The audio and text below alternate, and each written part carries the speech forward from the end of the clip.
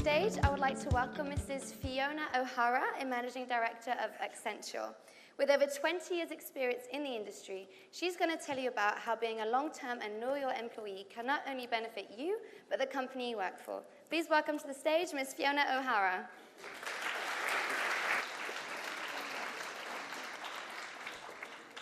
Hi, everybody. I don't know how these slides are being controlled. I'll just get started while the technology catches up. So afternoon, everybody. Thank you for inviting me to come to talk to you. I've been asked to talk to you specifically about work experience and how important it is, or not, for you to have a broad spectrum of work experience whenever you're applying for jobs, particularly with a consulting company. So I am going to focus quite specifically on what consulting companies require. Is that the...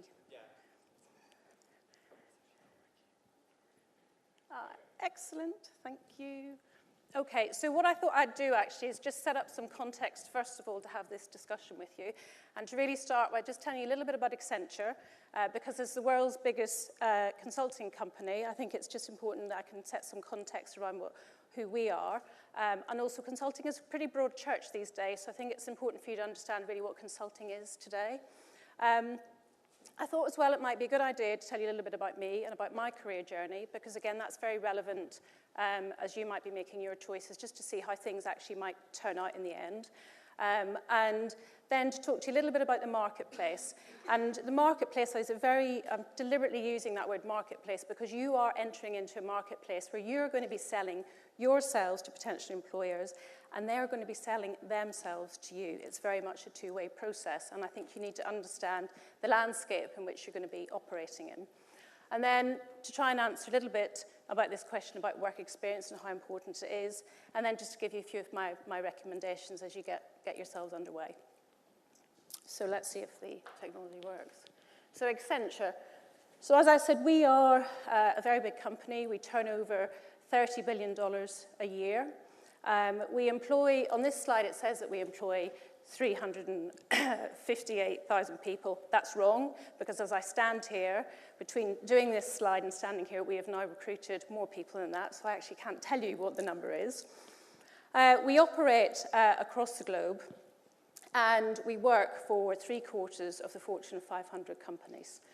We work across every industry that you could possibly think of: financial services, Goldman Sachs, in fact, Michael is a client, retail, Anders is a client, oil and gas, consumer goods, health, public sector, you name it, we are in those industries. So one of the actual quite attractive aspects, I think, of joining a consulting company is that you get to work the length and breadth of those industries and get quite a lot of experience in doing that.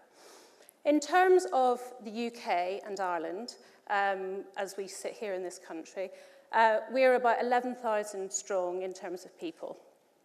We have offices in Dublin, in London, in Newcastle, Manchester, and most of our people are actually co-located on client sites. Wherever our clients are, that's where our people are, and that's really how we operate, and you would expect that as a client service organisation such as ourselves.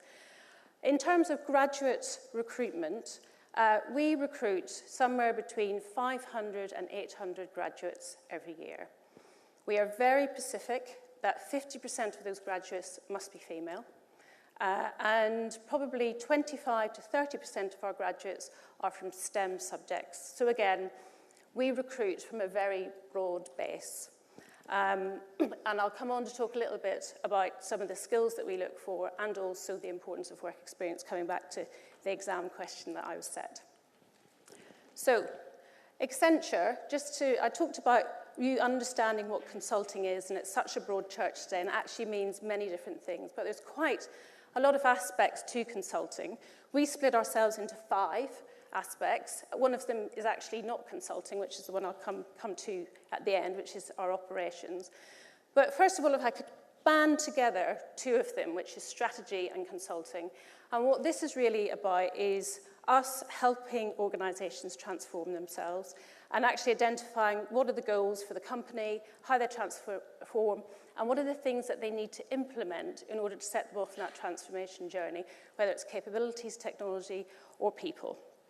The other firms who operate in this space, there are the boutique strategy consultants like the Bain and McKinsey of this world. In consulting, there's our friends Deloitte, who also, by the way, operate in the digital space, Boston Consulting Group, etc. We then move into the Accenture digital space, and digital and technology, which is the fourth division, really merged together in that digital, well, digital is everywhere is digital. I'm sure you've heard that phrase many times. But really, it's very fast-paced in terms of digital and the technologies that support that.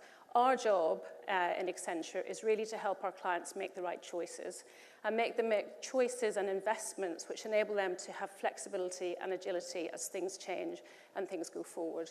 And so it's very important for us to have people who are not necessarily technology savvy, but technology curious. And that's important. That comes back to some of our, quite a lot of our graduate intake is not from STEM subjects, as you might expect us to have. And then the last piece of the Accenture family is operations. And this is where we actually take over parts of our clients' businesses and we do it for them. And really this is what we call the non-core. So it might be IT infrastructure, and we run that as a service. It might be finance and accounting. It might be payment processing. And this is really helping clients leverage the investment and the economies of scale that we have in those areas, and then they can focus their time on the things that they're really good at and where they want to make their investments. So that's Accenture, and that is the world of consulting today. So it isn't perhaps, as some of you, it's not as narrow as some of you may think it is. So on quickly to me and my career. I started out at Queen's University in Belfast. I don't know if there's a theme to have the Irish on stage today with myself and Michael, but it's all good. We were just comparing notes, actually. We were having a cup of tea. Now, interestingly, and this is very relevant to the work experience question, when I was at Queen's, I needed to supplement my student grant, as it was then, and I had a part-time job with Marks & Spencer. I reached the heady heights of supervisor in the food hall, which essentially then meant running around answering the bells that the till operators would be ringing when they had a problem, so it kept me nice and fit. But in doing that, I had exposure to the management in the store. And they then invited me to come along and join them to do one of the summer internships with Marks & Spencer's, which I duly did and had a great time doing it. I then, at the end of my degree, which was Bachelor of Science in Business Management, was offered a job with Marks & Spencer's. So there's my first hint in the talk today. But actually, instead of doing that, I decided I wanted to be a consultant. So I joined Capita, the Capita Group, which is a FTSE 100 company based here in London. And I spent 6 fantastic years with Capita. It was a very different company then to it is now. I spent 2 years as a consultant, learning all the tools and methodologies that consultants learn. I didn't really find it that interesting, if I'm honest with you. And the first opportunity I had to do something different was when Capita decided they wanted to enter into the outsourcing market. And 5 of us got together as a SWAT team with 2 of the directors of the company to go and basically break into outsourcing. At that time, Capita was very heavily public sector based. And all I can say is that it really is seat of the pants stuff when you're out selling services that you haven't really quite figured out how you're going to deliver. I can say that we don't do that anymore, not at Accenture, but that was a fantastic, fantastic learning process at the time. That then resulted in me getting headhunted away to Anderson Consulting, as it was then. Interestingly, Michael spent his first 4 years of his career at Anderson Consulting. In joining there, I went there because of the breadth of opportunity it had to work across different industries. So coming back to the original point about Accenture and the industry breadth that we have. And I have had the opportunity to work in communications and high tech, in oil and gas, utilities, and now in retail. So it's been, I've been there 20 years, and I'm sure a lot of you think that that's just bizarre to stay at one company for such a long period of time. But it's been a fulfilling and rewarding career because I have for very few of those years as well, I've actually spent as a consultant. I spent most of my time actually running divisions of the company, executing strategy and implementing that strategy, all in the name of client service and making sure that we are tooled up and geared up to deliver the services that we have sold to clients. So that's a quick pen picture here. So getting on to now this marketplace that you're going to be coming into. So the good news is that the graduate marketplace is on the increase. There's more jobs year on year being offered to graduates. Of course, correspondingly, there's also an increase in the number of graduate applications. But actually, there's some commentary around, as I was kind of looking into this for today, in that some of these applications are actually not of the quality that employers such as ourselves expect. And there's something that's called the spray and pray approach, which is that you're just all doing massive amounts of applications in the hope that something will click with you and an employer at some point. You mustn't do that. You must be focused. You must make decisions. You must be able to articulate what it is you want to do and why it is that you want to do that. That's really important. It's also interesting that the top employers are also targeting 5 universities. It probably wouldn't surprise you if I told you that 2 of them are Oxford and Cambridge. The others are Bristol, Nottingham and Manchester. And that really is where they go for a lot of the pickings on the likes of Goldman Sachs and the investment banks, etc., the likes of professional services companies and consulting companies. So just bear that in mind in terms of you're not at one of those universities and you need to think of ways to differentiate yourself, like Michael was talking about unique selling points. Now, some interesting things are happening in this context of work experience. So if you look at each of these stats that's coming up now, all of the leading employers are actually reaching out to you and facilitating for you opportunities to have work experience, okay? So they're making an investment in these programs. They then expect you to make that same investment back by applying for them and going on them and spending time. But even now, quite recently, this first year, kind of offering taster courses, you know, but if a sort of dip into an organisation and see what it's like. We didn't have that quite a few years ago. So in terms of work experience, I think it's very important that you understand that this is a two-way process with you.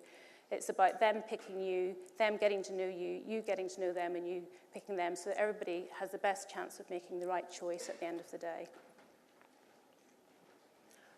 That's what it tells you. So this work experience question.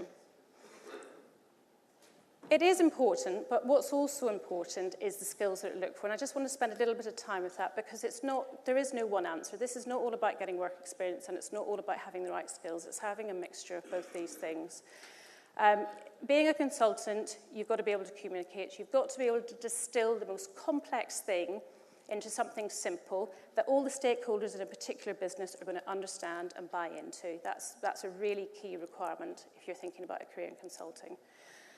Organisation is obviously important as you go about working on projects and delivering back commitments to clients. For us in Accenture, one of the key things that we look for as well, and this can be in place of work experience, is actually you've been able to demonstrate that you have taken up roles or memberships or you are doing something that demonstrates to us some of the skills that we are looking for. So whether you're doing that on campus at university or outside of that, I really cannot I cannot emphasize enough how important it is for you to not just rely on your degrees, because it frankly isn't enough. Michael also mentioned teamwork. It's very important, in consulting and any professional services, you are the member of a team, and that's a really, really key part of what you will be doing in the first few years, and it goes on forever. Consulting is pretty unique as well. This point about being able to work under pressure. We have something called the value clock. So as soon as you walk into a client, that value clock starts ticking. And we only have a set period of time in which we deliver clients' value. So it is a very pressurized environment, a very rewarding environment, but from the get-go, you've got to be able to come in, you've got to analyze what is going on, you've got to look at the information that's presented, the challenges, the issues that that business have, and then you've got to start to solve the problems and help that client advise them on which levers to pull in order to get to their goals. So these are really key skill sets. So bringing back round, to link it back into this question about work experience, 37% of graduates have already worked for the organisation. Now, that is working, is through the work experience and the internships that are offered, right? Now, what is the most important word on this slide? It's their organisations, okay? So this is not having a broad spectrum of work experience. This is taking up those apprenticeships, the internships, right? Whatever is on offer for those employers. If you want to, you've focused, you've decided that's who you want to work for, that's where you go to get your work experience. That is what's valued, and that is what is important. Just a point on this 50% of companies with no work experience. This is not true for consulting companies. And this is because what we put very equal importance on is on the skills that are required. And the other thing I think that is important to point out is that these internships and apprenticeships, etc., that are on offer, in financial services, there's pretty much a one-for-one in terms of the internships that are offered and the graduate vacancies that are available. This is not the case in professional services companies and consultancy companies. So the internship roles are very competitive. So again, that brings me back to the point, if you can't get those, then find positions of responsibility either within the university campus or outside of that in order to get yourselves in a position where you can demonstrate the skills that you need to be able to demonstrate when it comes to assessment centres and interviews, etc. Now, why have I put up 4 faces? Well, the reason for this and what these people just, I don't expect anybody to know who anybody is apart from maybe the first person. No? Carolyn Ferber? Yes? Director General of or Deputy Director of CBI. Liv Garfield is the CEO of Severn Trent. Mike McNamara is the Chief Technology Officer for the Target Group. And Rob Hattrell runs General Merchandise for Tesco. What have they all got in common? They're all ex-consultants. They started as consultants.